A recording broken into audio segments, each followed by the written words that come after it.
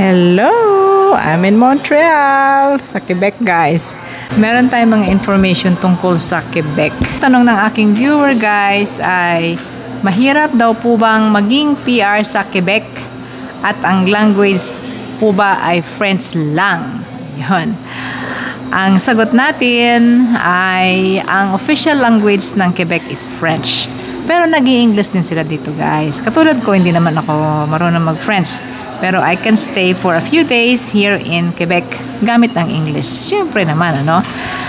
Pero sa tanong mo na mahirap bang maging PR dito dahil French, ang kailangan po ay makakapasa kayo sa French language test. So, ibig sabihin lang, kailangan matuto kayo ng French language para maipasa ninyo. Ano ba ang dapat na score ninyo sa French language test? Usually po, katulad halimbawa sa Express Entry, ang Tier 0 and 1 ay NCLC Level 7 ang kailangan po ninyong score.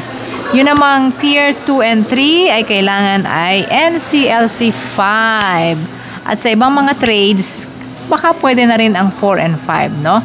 Pero ang isang challenge sa inyo guys ay makaabot kayo sa at least ay NCLC Level 7. That would be a good score. Sa ating mention po ito. Thank you for watching.